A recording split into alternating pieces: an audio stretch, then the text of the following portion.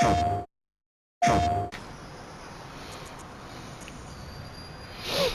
what's up everybody? This is your boy Cool Zero here, and today I'm gonna be bringing you my Bloodborne combat guide. I made a combat guide recently, well, February, for Sekiro Shadows Die Twice. Link will be in the description, so if you're having any issues with the game and want some tips, do check it out. This is gonna be my combat guide for Sekiro, brought to you today with my co-streamers, Who Else Gaming and Red J Queen. So do check them out as well. Their links will be in the description as well.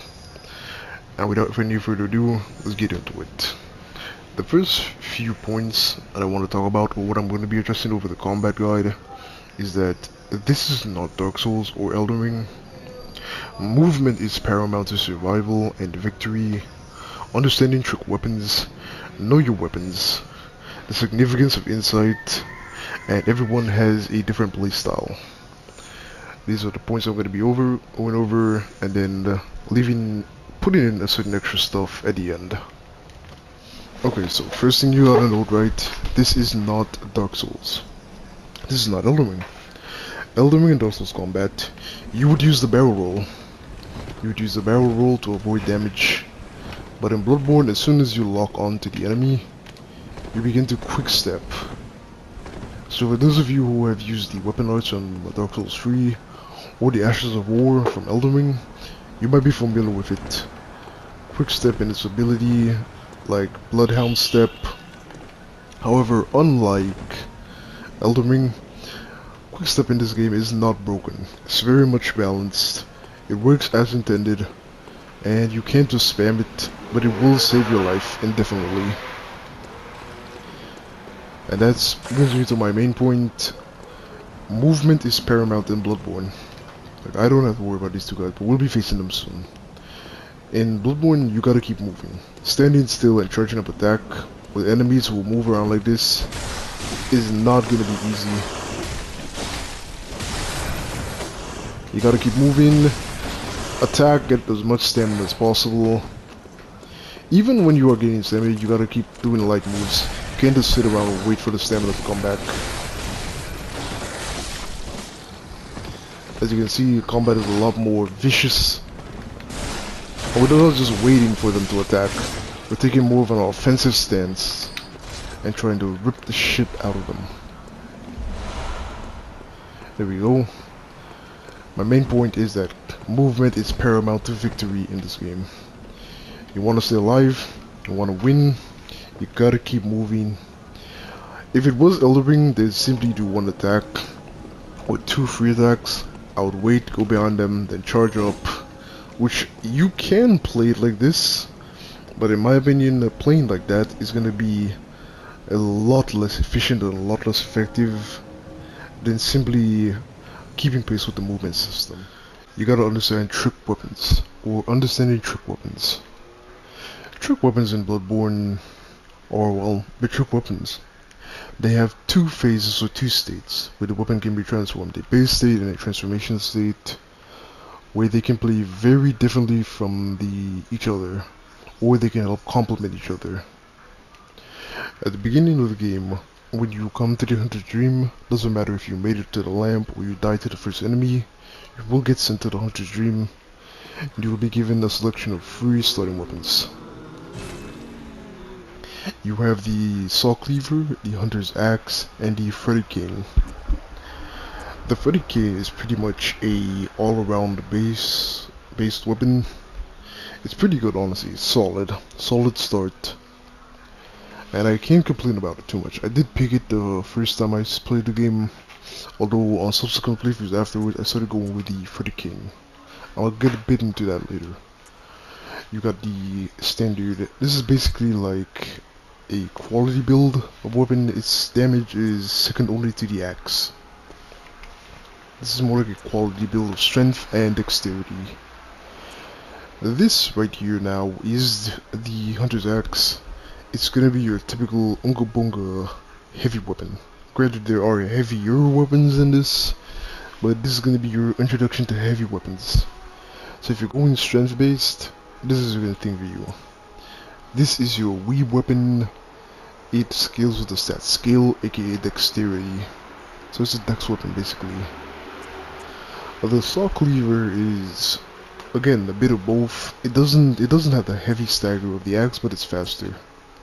It's not as fast or versatile as the cane. You have to be really skilled and understand the combat better to use the cane.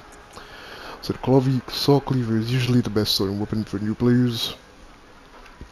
This is also, if you like to go unga bunga and want to charge heavy attacks, if you can pull it off in the mid battle, this is going to be your weapon. This is going to be your choice.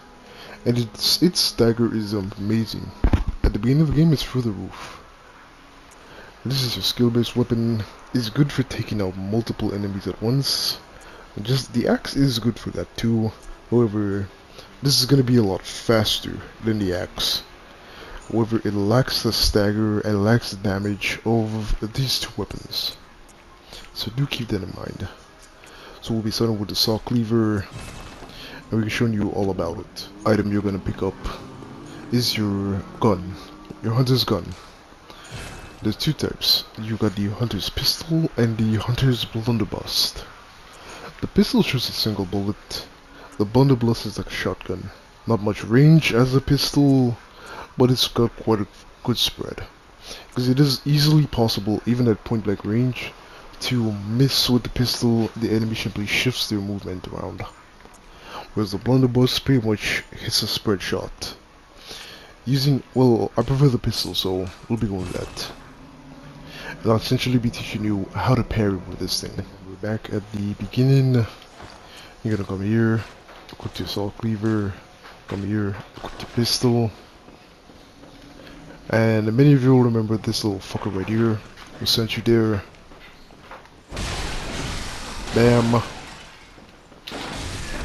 Woo! And that is how you parry with the pistol. You wait for them, and if you got the timing right, you gotta learn. If you got the timing right, you can end up hitting them with a pistol, which is gonna include a parry, and then that will pretty much give you a visceral attack.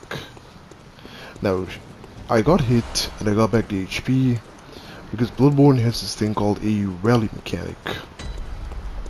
With rally now, you pretty much split the perfect guard system from Lazarus if you were familiar with that. He hits me, I got some HP, I hit him, and I start getting back HP. Except in Lazarus, you get back more HP for a guardian, but Bloodborne does not have a guard. You cannot actually block in Bloodborne. So it's standard, get hit, try to hit back if you can, get back as much HP, and don't die. You gotta remember, Bloodborne's combat wants you to be vicious starting weapon. It does pretty good damage, and it does pretty good stagger, honestly. It has two damage functions: standard when it's transformed, because it's hitting with the sharp side of the weapon, and serrated in this form, in the base form. Serrated is pretty much best against beast or fleshy, blob-like, grotesque enemies, since it's going to be cutting, shredding, and ripping into them. Of course, these are all minor things. If you're a beginner at the starting of the game, you're not going to have to worry too much about it. Then you got your pistol for parrying. Doesn't do much damage. It can do light damage as you upgrade it, or it can be given a special item to do serious damage, which is a consumable, but typically it is for parrying. So this is me gonna be using the saw cleaver. It's a pretty good standard weapon, honestly. You can't go wrong with this weapon. Now the only thing I don't like about this is that as a beginning weapon, it can only hit straight in front of you when you transform it. Unless they are perfectly lined up, it's not gonna get everybody. So next up is the third of the hunter's weapons, which is the Hurricane. Honestly, I'm not gonna I'm gonna skip the axe. The axe will be explained to you by someone else. Okay, so you got the Hurricane. It's pretty much a skill weapon. Again, it's weaker than the axe, and has less stagger than both the cleaver, but it's a skill weapon. If you're adept at learning the combat and the combat is flowing with you, it's gonna be your best friend. Standard is a wide swing, so it's good for hitting enemies that are in front of you but a little spaced out. You got a solid stab, so it does good pierce damage. You also gotta understand that there are different damage types. This weapon, like the saw spear, the cousin to the saw cleaver, does 3 types of damage. Blunt damage, since it's not a sharp weapon, so it's gonna be doing blunt damage against enemies that are weak to that. It's gonna be doing serrated damage in the transform state, which does gives you a good bit of range and a nice bit of crowd control that are for enemies that are close to you. And it does stab damage, like, you know the brain suckers, the enemy that drops your insight? These enemies are weak to pierce damage, so the minute you pull this, you stab them with it, you're just gonna do a metric fuck ton of damage on that. So like with the beginning mob, what I like to do and why I recommend it to players, you're gonna switch to this form. Yes, I did. Okay. Yep. I'm not editing that out. So this guy right here, you do is a standard mode. It does a good bit of damage, because this is on a brand new save. It does a good bit of damage, it's not too bad. The stagger is abysmal, as I always say. However, if you have issues with stamina when you're doing the crowds, and you don't want to use the axe, this is also a good alternative as well. So let me aggro the mob real quick.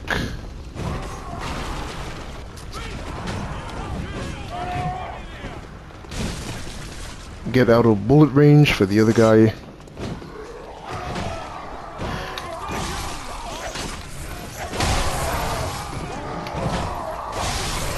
It's got a good bit of range. And I still have enough stamina after doing all that to back away. 2 light attacks are heavy, still can back away. And we pretty much just trashed them all with the cane. Which is definitely weaker again, but it's not bad. You gotta understand in Bloodborne, right? More than Dark Souls, how you play with a weapon matters. It's not just about which weapon does more stagger, more damage. Yes, these things are a factor. But how you, the player, play with the weapon is a factor. Because when somebody once asked me, well, which weapon do I upgrade? I pretty much told them upgrade the weapon that you know you are going to play your best with. Because at the end of the day, yes, the axe is stronger. Yes, it works for who else. But for me, I'm going to die a lot less doing this with the cane than with the axe, in my opinion. That's something to remember. The Hunter's Blunderbuss. Parrying pretty much works similarly to other Souls games in terms that you have to time it and you gotta do it at the last minute of the attack. One thing to note though, with the rally mechanic, should you get hit, like let's say I got hit and I lost 90% of my HP, if I can land a parry before the gray health goes down, a parry will give you back full 100% of the HP that you've lost. So we're just gonna get Big Boy here to come. I mean, technically, they can find the rune that gives them full HP back if they do a visceral attack. It doesn't give you full HP, it gives you back 200. So let's say he hits me, right, I've got taken damage. Rally mechanic, I would have gotten back some HP or portion due to that. However, if I can land it correctly, you will see that I'm gonna get back full HP even if he hits me. You see that? Regardless of how much HP he took out, that parry would have fulled back the entire thing. So parries are pretty much good for getting back HP, but you gotta time it and land it properly. With these guys here, you just wait for them to attack, shoot, and then bam, you get it. Now as my colleague was saying, you can augment it later with a rune ability which is something you equip to your character that every time you land a parry, regardless of whether it's gray health or not, you will be getting back 200 HP. Best rune ever if you can land a visceral. I do not like the Kirk hammer at all. Okay. I think it actually sucks. It's But too for slow. But this next part though, it does have its features though. In terms of like, let's say fighting Vatica's coin, the Kirk hammer is the best weapon. But in this next part, I want to demonstrate that you got to know your weapon, your in quotation marks. Because like I made a point earlier, the weapons each all have their strengths and weaknesses, but the main point is that it's always going to come down to the player. So as with this guy here, right? Yes, I can effectively use the Kirk hammer to try and stun him. At which point that's gonna do good. Sure, it's oh, got hit there. I forgot he has a lot of like HP. In a lot of situations though, I'm always gonna play my best, like be able to move properly, dodge properly, react to the situation with my soft spear. Because it fits my playstyle.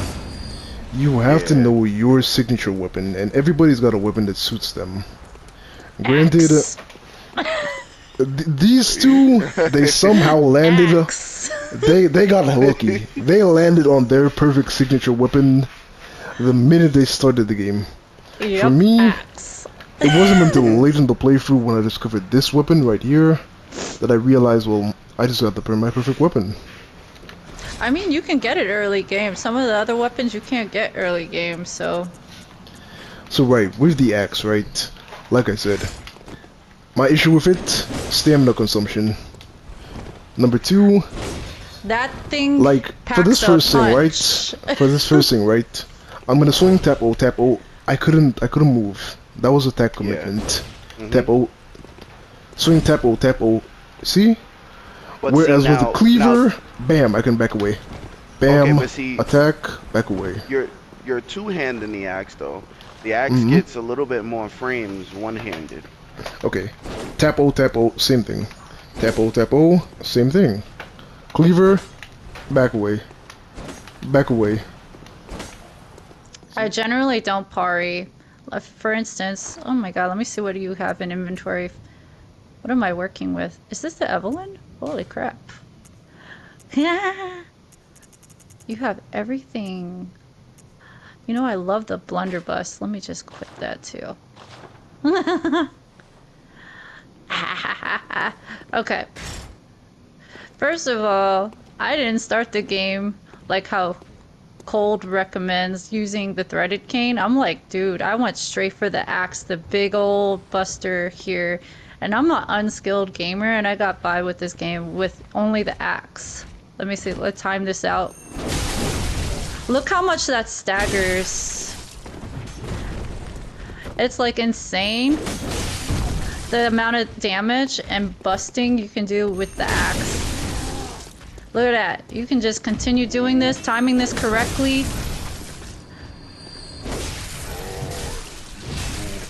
And mark you, this is on NG+, and that axe is only graded to +5, not even +10. And look how much, and look how it staggers. It's beautiful. And you actually, because forgive my delays, you can still like dodge around pretty well as single-handedly. But when you do go into two-hand mode, there's a bit of a delay on you trying to get away from your enemy. But you can stagger them like hell when you're two-handing it. Oh my lord, I am missing this game already. Except now, you're doing that specifically because it's the axe, but like, if it was me, right, I would be all up in their face. But with you now, if you're not doing the heavy attack, you don't really go for an aggressive playstyle. No, because I don't do skills. I want to do the most amount of damage on an enemy in one go. Because if you're unskilled and you don't know how to parry, I'm like, this game, you have to learn how to parry, and you have to learn to dodge, you have to learn to time enemies' attacks. If you don't have the patience for that, you want to go for the best weapon that you can just get by with. And like it or not, Cold, the axe gets you by. It is like third best weapon in the game. Okay, so what's first and second? First is... Like right there, that would not have hit me. I'd have been primed and ready, expecting the attack any minute now. Correct, but look at it. Look at it this way. She got all her health back. So she took that trade, but she got everything back. So you didn't lose anything. Yeah, I mean it is good for trading. I mean, people, if they want to be quick stepped on their feet, doing a skilled attack, because the first weapon, the most powerful weapon in the game is the saw spear. That is very much a fact. It's the saw spear, it's that whirligig jigsaw, and then the hunter's axe, and then the saw cleaver. We're not even going to talk about the whirligig saw, since considering that weapon is pretty much, how should I put it, a DLC weapon, so it doesn't apply to new players. Because remember, this guy's for new people who start. True, but I was just stating what online are the best weapons. But this one, the best weapons is, oh my god, I'm not even locked on. Like straight up, she's trading. Now with my style, I would have mainly tried to avoid him and counterattack, because for me, trading would be a last resort unless I'm absolutely desperate. Believe me, in my regular game, I would be moving quicker, but I now feel you guys on that second delay here. It's a lot more fun. This game, you have to be a little more strategic anyway. Let me see, what do you got in inventory? I'm like, so like you're not gonna fight everybody at once. Nope, you're gonna draw them out. One at a time. Well, two at a time. Oh, me, I just grab as many as I can and hold R2.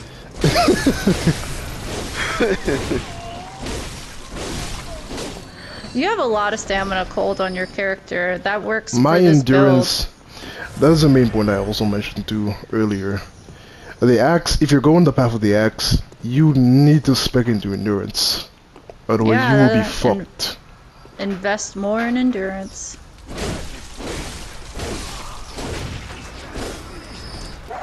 No.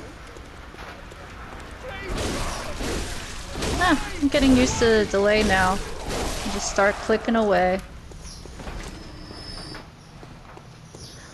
Also, it helps to just know where the enemies are. They're always gonna spawn in the same spot over and over again. At some point, it comes like, yeah. What do you call that? Muscle memory. Unlike Last of Us, where when you come up with one tactic to deal with the enemies, they suddenly change up when you reload the game. That seems more realistic in life, though. But for these types of games, it's fun because you're gonna be dying a lot anyway. See, I'd have dodged that right there. You're forgetting I have the second delay. You just mentioned that you knew where the enemies are, so you should have been prepared for that. That's on you. I know, but it still doesn't, like, my mind and click the button at the right time still does not click on a second delay. I see your fingers are dyslexic. I told you that from the very beginning in life. It's not sinking in. Oh my goodness. Oop. Yeah, so these early on, who else actually parried these enemies when he was doing his section? Which point, I've never parried these guys. Like, never. Really? Never? Yep, I've never attempted to parry the opening mob. I just go straight on and wreck them. Well, yeah, you're 100% right. Like I said, I didn't really learn to parry until I fought Martyr Ligarius. Yeah, you kind of have to. You don't know. Okay, so the way I use the axe is I'm heavy on timing, and He's doing like full two-handed. well, yeah, I mean that's my thing. So you So, do like, that all you the time? He combines the light and the heavy attack together as well, Yeah. So like, which is something I haven't seen her do. Whereas you're wanting to. He also Usually- combines transformation attacks as well.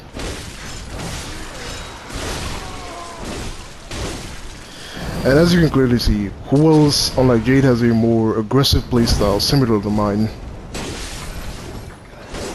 And you gotta yeah, understand your playstyle too. You can bait enemies one by one, or you can attempt to outpower them like who else in a group, or you can do like me and try to outmaneuver them in a group as well. These are all viable options to pick from. the You have to main get very good though. the main thing is finding something that works for you. That's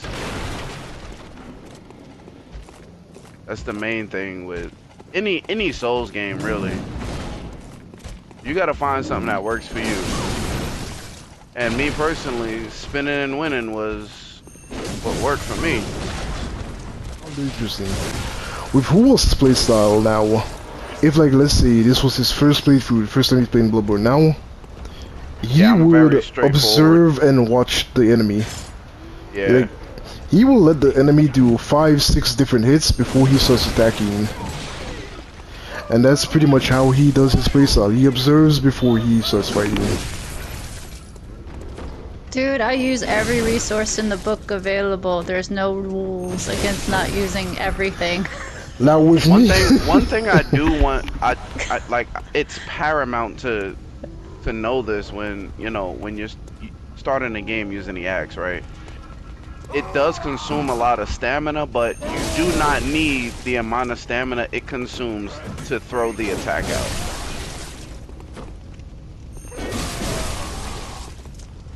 So if you can time it right, the frame at which your stamina starts regenerating, you can start charging your R2. So if you're Right from okay there. with so if you're okay with trading, you don't need to wait to charge that R2. You can just start holding it if you're okay with that trade. You know what I mean? So like for example, right? Let me. Which I did do it in mine.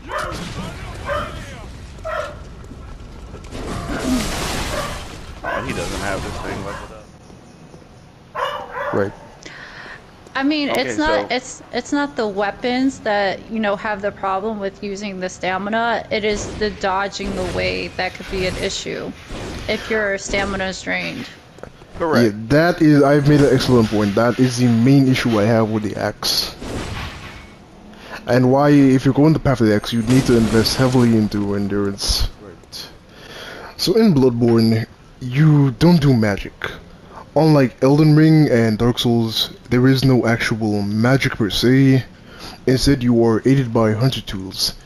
These series of charms, items, doesn't really matter, talismans, they allow you to perform some form of supernatural feat that otherwise your character cannot do on your own. Hunter tools mainly run on quicksilver bullets with the exception of, what was it, the Madara's whistle? Yeah. Right, it runs on blood vials. But with these hunter tools, you can do some incredible things. So for like a portion of my quicksilver bullets, let me amp up a bit. I could use this belly right here, which would heal me, and we would also heal my allies if they were next to me and we were co-oping. So it would basically heal all of us. With this one here, you can perform Restore. This is pretty much, if you're familiar with the miracle force or rejection from Elden Ring, it pretty much pushes back enemies like that. But it can also repel certain things, like if an enemy is firing a blast at you, a magic blast, or a fireball, or a bullet, it can also send them back. So you can pretty much like negate certain things with it. You got items like the Executioner's Gloves, which sends a whirl of deadly spirits and stuff at enemies. And they all scale with pretty much one particular start, Arcane. At which point, I'm not the best with these tools. Jade is pretty much the wizard of this playthrough, since she's pretty much the person who uses these items. Who else didn't even know these things existed at all? Oh, So, you like, can't forget the Breedis arm. That is the best. It's disgustingly good. right here. If you time the Augur of Abridus, it does damage, gives you a free parry, and if he was like depending on the enemy type, even if it didn't get the parry, it would have sent him back flying very easily. Let me test it on one more enemy right here, and that's pretty much what it's good for. As you can see, just fly them back. Like, you can't do anything. Look how much damage it does. Look at that on smaller enemies. And that's on NG plus with 25 Arcane. If it was regular game and let's say you had 30, 40 Arcane, it'll probably just kill them in one go. Yep. Yeah, that'd be massive damage. I know. I found a mage build without being a mage. You have any more insight you want to drop on them, Jade? Oh my god. But if you haven't collected the hunter's tools on your first playthrough, I wouldn't worry about scaling Arcane too much, because this is a particular build. If you played this game before and you already understand what you want to go for, then you can start crafting your character to be able to become this type of build of just using the hunter's tools and just whacking a little bit, because the saw spear actually does scale on Arcane as well. So yeah, pretty much this is a very specific build. It's not for your first playthrough, that's for sure. Yeah, because the way, like, Elden Ring and Dark Souls, right? The way they're designed, you can rely on magic, you can rely on miracles and incantations. Yep. However, you cannot rely on hunter tools on your first playthrough. It's just not possible. You won't be able to pull it off. Not unless you're good.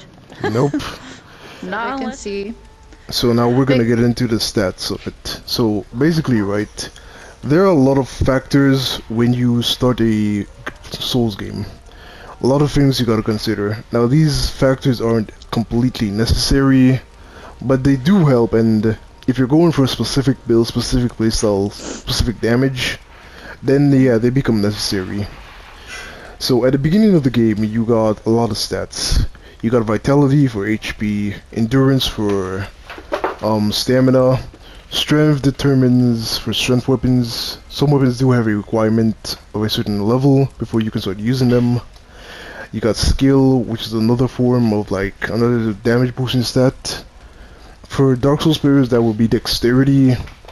Blood tinge is basically for your guns. If you are into the habit of using certain heavy guns, because later in the game you're gonna get guns that do massive damage even though they take a lot of bullets, or there are certain weapons that scale with blood tinge, such as the Chikage, a blood katana, considered the precursor to Rivers of Blood. It scales with blood tinge as well. Arcane, you know, for magic, we just explained that. So let me see if I can get it right here. Right. This attributes vitality. This governs stamina and resistance, so the higher you bring this stat, you bring up endurance, the more your character's natural physical defense is gonna go, as well as your stamina. This brings up your strength of your heavy attacks and physical attacks for weapons. Also determines whether or not you can use certain weapons. Skill pretty much does similar things, but it's more for regular attacks than heavy attacks. A thing nobody tells you, and you might actually get this wrong, right? If you parry a lot, and you are into the habit of getting visceral attacks, it's best to bring up skill, because it's what actually increases your parry damage, not strength. And I once saw a streamer, right? He dumped a fuck ton of echoes into Blood Tinge thinking it was gonna increase his damage, but it was for his gun, which he wasn't using. Oh god. Yeah, Yeah. that's how I met Pasquale. Pasquale and I was laughing so hard. We felt bad for the guy. But if you listen, you were doing I parries. bet y'all didn't even warn him. He did it before we could warn him. So Oh, that's so bad. we weren't that wicked. So if you are a parry king, skill is what you're gonna want to invest in. If you use your guns a lot, and like let's say clutch, the enemy's got 1 HP, 6 HP remaining, and you want to kill him with your gun, you don't want to take chances, this is gonna be your best bet. If you're See, using I something didn't even like... invest in that. You didn't? I didn't invest hardly anything in Blood Tinge on my first playthrough because I knew I wasn't using the gun. I can agree to that. But let's say you're doing something like the Chikage. This is Blood Katana, right? You're gonna wanna invest into a Blood Tinge because it's what brings up... The thing about it is, as soon as you switch to this mode, your damage goes from dexterity and strength to mostly Blood Tinge. Can you imagine how much you have to level up your HP? Only issue I have with that mode of Chikage is your health constantly drains. Yeah, you So would have need to be very aware. you have to feed a lot into your vitality.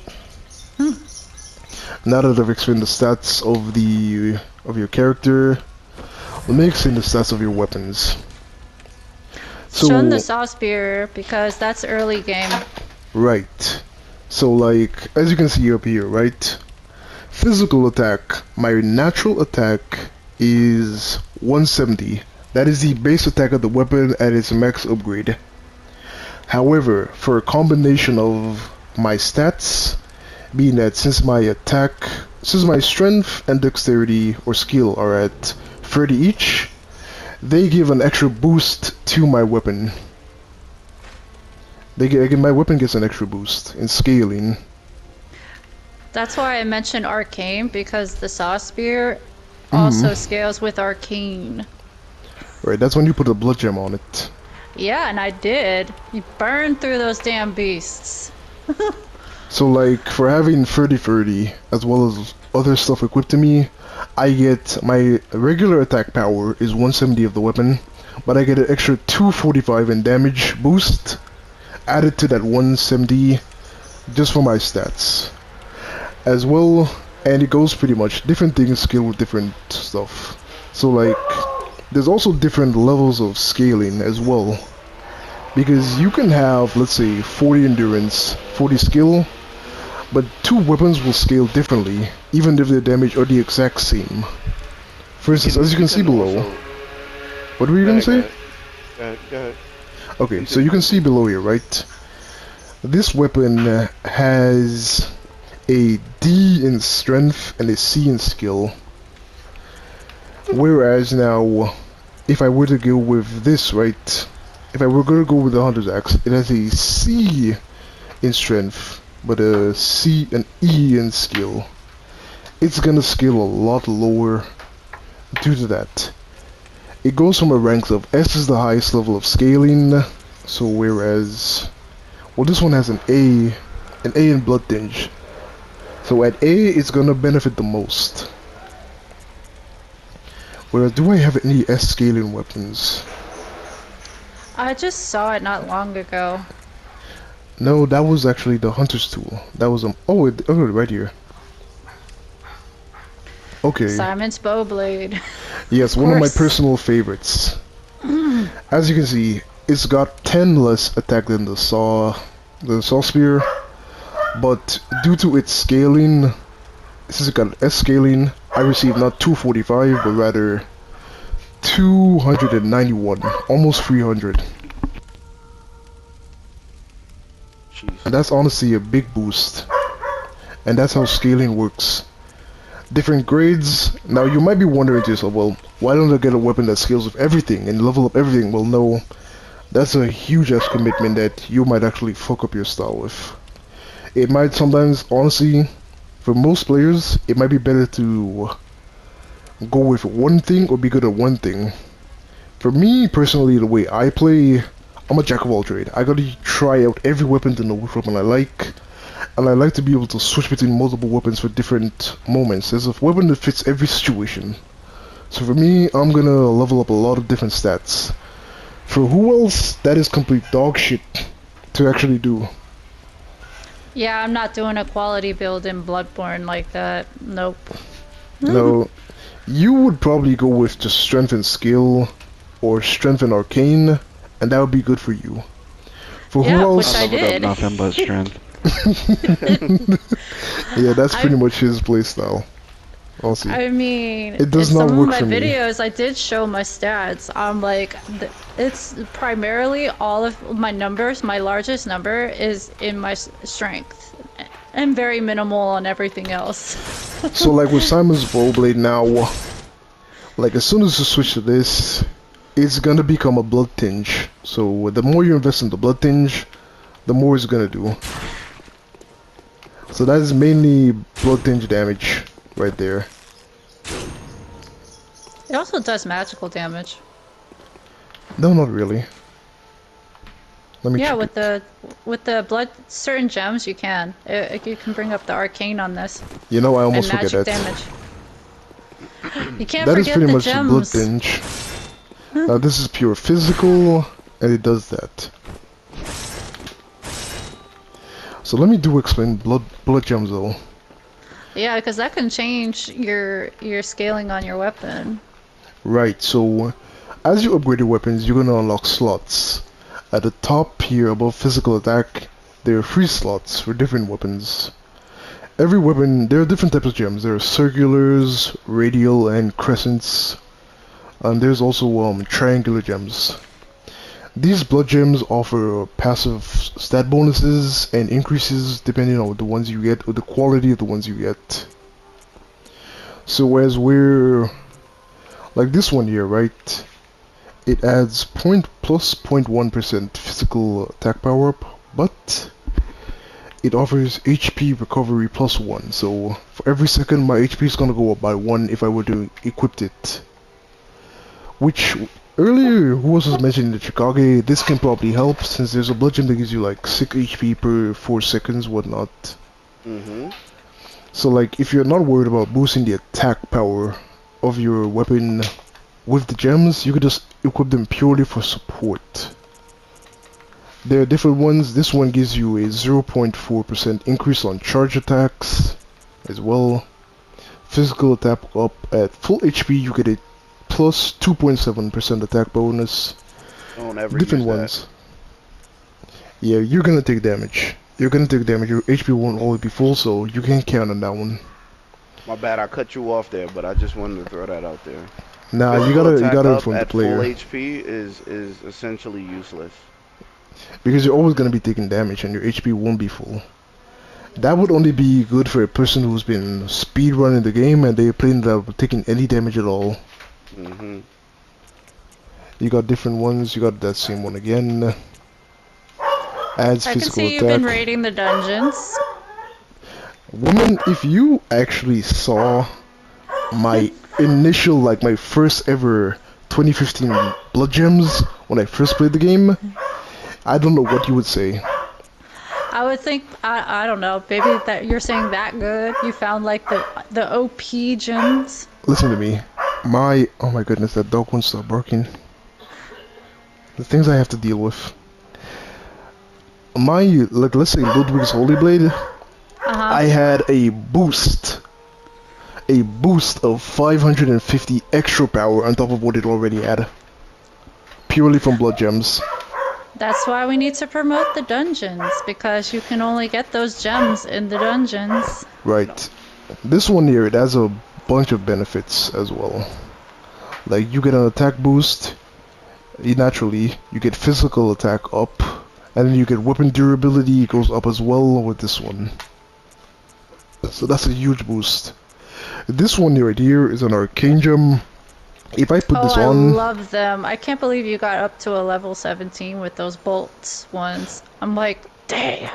Yeah, this one, if I equip this, right, my weapon is not gonna be doing physical damage anymore, but lightning damage. It's got it for Hmm. lightning, fire, arcane. I don't remember ever coming across a pure blood tinged gem. I can't recall if I found one. Different gems, different abilities, different ups, but they also come with downsides too, as well. This one increases your scaling for skill at 10.5, but it reduces stamina. It reduces stamina cost. Oh no, it reduces the That's stamina cost good. actually. That's good. That's good. Yeah, yeah, that's good. I think the ones that we have to always This keep one is the one warning that's is the bad. cursed one. Yeah, the cursed ones. Right, physical attack up plus 11.6%, but it increases the amount of stamina I use.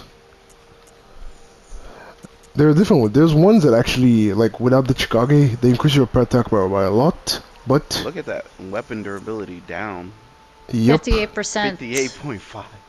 Jeez. but it gives me fire attack, and it gives me a good bit of it. I'll pass. 19.5. It means your Holy weapon's hell. gonna break in like 2 shakes of a stir. Against like certain enemies or other players, you can very rare and mainly close to the end game, you can find these blood gems that add rapid poison, not regular poison, rapid poison. So think instead of poison, think Scarlet Rot for this game. They add these to the weapon too. They don't boost the damage up, but they do add it. There are different crest gems as well. These gems here, they pretty much are the crescent gems. You need to equip a crescent gem in a crescent slot. Different weapons will come with different types of slots. Some will use specific sets, or only one set. And as you can see, you got the poor man's damn blood gem. Increases That stamina only cost, but works. works up. That only works when your health is down. That's a fair point. Yeah, those poor man gems when you're Teach you at about insight. Where your blood echoes gather. Let's see. Do I have any extra? Yes. In case people don't notice it, right? You see my blood echoes right there. I got 1,500 blood echoes. Below it, you see 0. That's my insight. Insight basically a modifier that is something you gain by either consuming madman's knowledge the first time you see a boss, or if you encounter some particularly weird, disturbing shit, you will gain insight. And it affects the game in different ways. It can also be used to buy items or gain certain stuff early in advance, but it does affect the game. It also needed to do co-op. As you can see, this enemy is going to be pretty normal. This is me with 0 insight whatsoever. As you can see, his lantern is pretty standard and normal. Not too hard to deal with. Even that defense is lowered. Oh my goodness. Yep. Yeah, they're easier. Yep, they It got brings up easier the- with 0 insight. Yep. And this is on NG Plus, by the way. You should have collected a lot more insight with being such a go-getter in this game. So now same enemy, but as you can see, his lantern is not the same. It's got No, it's an eyeballs on that shit eyeball. now. Oh yeah. But see, the thing is, I used Now he's able to do magic attacks on you from a range. no madman's knowledge. But you gain Like my insight. first playthrough. You gain insight looking at new enemies. I know. Yeah, bosses. And that's the point I'm trying to make. I think at one point. And he's during able my to do first like all these playthrough, attacks. He's able to send magic attacks at you I probably and create an probably had AoE as maybe well. 30 to 40 insight my first playthrough because I didn't know none of this. You poor Yeah, but unassuming 30 or victim. 40, you would be seeing different things going on. Like this 37, you can already see the amygdala. Now you need 40. Yeah, but see, I This is didn't- only because it's endgame. I But like didn't- if you so this enemy I've right seen here, that. right? I seen that. I looked at it like my first playthrough. I looked at this thing and said, I am not going next to it. So on your first playthrough, when you begin the game, right? This is gonna be invisible. Make no mistake. It's there. It's always been there, but you won't see it. But if, like, let's say you don't reach endgame yet, but you have a high amount, like 40 insight, you Bro, will I see it seen that ahead of thing. time. Yeah, you'll see it ahead of time. Explain that. The more insight you get, the harder it gets. Oh yeah, but I think that's a good thing though because they leave that up to the player to discover. The community had to test shit out, talk to each other, communicate with each other to figure this shit out. And I think that's one of the good points of the game. So with a lot of insight, right? You could come to this specific bath tower here, and you can buy certain items. Depending on what your progression through the game, certain things will be available. You can also buy upgrade equipment to if you have like a pointless amount of insight, but you don't have it use it for anything. By endgame, you can buy a blood rock, a 60 insight to fully max out your equipment. For 20, you can buy chunks, and for 1 and 2 a pop, you can buy regular and higher blood gems. I need to You farm can, dungeons for chunks and rocks. oh yeah, you can get them too, as well as like certain NPCs that you kill. Let's say the bosses or certain rare NPCs, you can buy their full armor set, but you can only buy it with insight. So Father Gascoigne, you can get his equipment. Or my personal favorite is Jura. Later on in the game, you are going to be dealing with something called Frenzy, and this armor set is you the highest defense against Frenzy. On my first playthrough, I had enough like defense, along with this armor set, to tank Winter Lanterns and just shred through them without having to use sedatives the first go. Don't fight Winter Lanterns. Oh no, they're fun. If you are a challenge whore like me, they are fun. They're annoying. You have to be quick. And like you can, if I just like let's say a Shaman's Bone Blade, I buy that. One inside Make it sure you goes have down. hundreds of sedatives. It's okay. I'm Available to them instead of having to go through their bag. right. So now we're gonna mention about items. I'll leave this section for last because while it is important, it's not critical.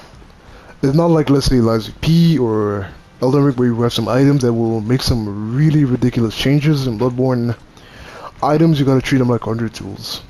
Use when necessary, otherwise you're pretty much on your own.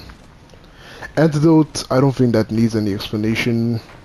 You consume one when poisoned in order to alleviate poison.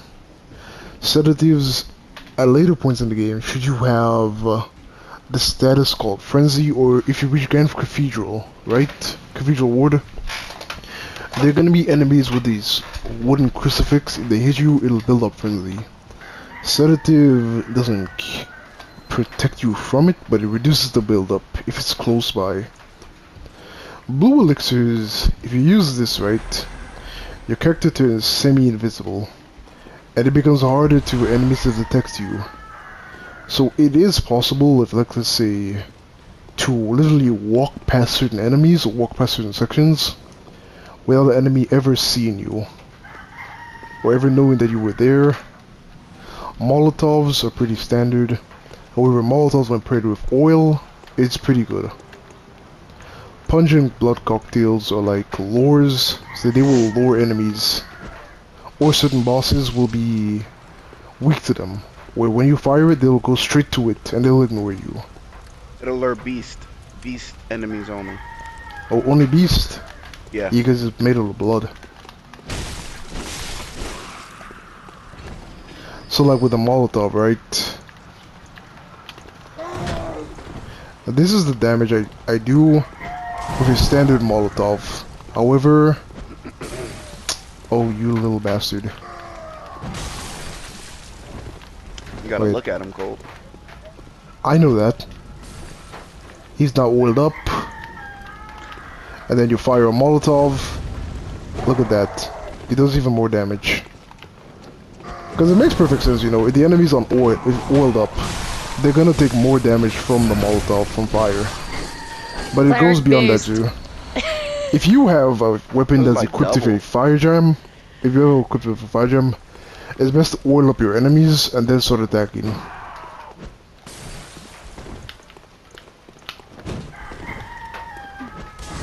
Yeah, that's why I don't put a lot into the main bag unless it's necessary things I need. Because look how much you have to like click through. So again, we're at this part right here. This is my buddy Wells. He's currently off making breakfast for the kids, so don't mind him. He's just chilling.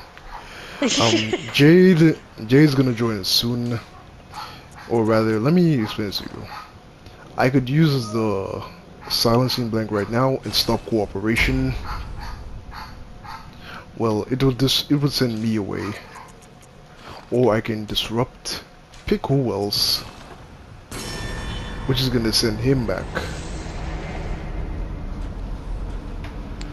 Alright, I'm about to get... Yup.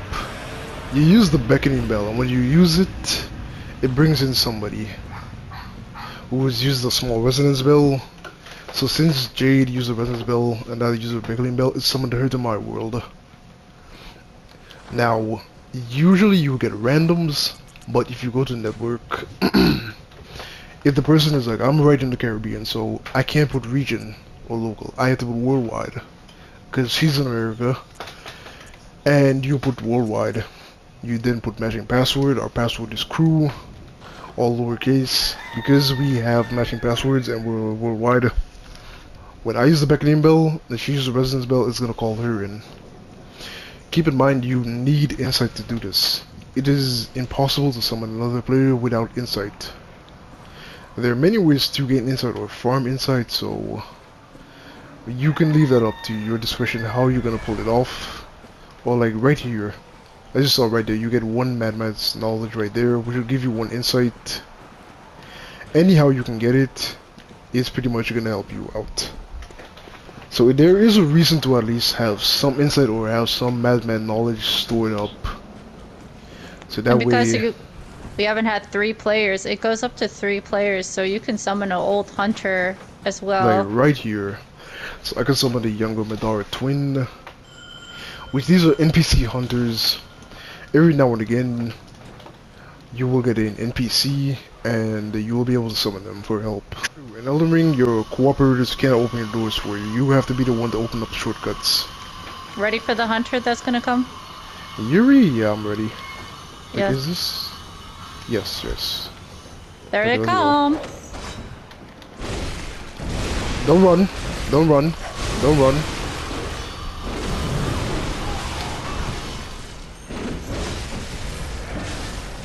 No way, she survived spin to win.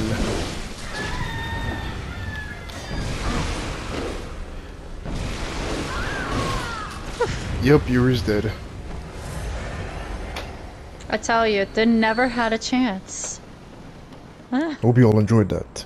This has been your boy Cold Zero here with the Disastrous Trio, who at the time cannot be present for this time of this recording, but I know they're very happy y'all tuned in. They're very happy y'all at least enjoyed or learned something from this video. When I started making this, I saw 2 YouTubers who were playing Sekiro, and that's how I came up with the Sekiro combat guide. And like I said, sometimes you have the skill, sometimes you have the ability to play and beat the game, but you don't quite understand it. And because you don't understand it yet, you don't know how to apply what you already have. So that's why I make these combat guides. And this time around, I also wanted to include my rival and my colleague. My rival who was gaming, check out his channel, excellent content. He streams Souls games just like myself, and he's very good at them, a very competent guy if that's what you're looking for. If you are a casual gamer and want to see the struggles of another casual gamer or an unskilled gamer, and like to see their adventure through games, check out Red Jade Queen.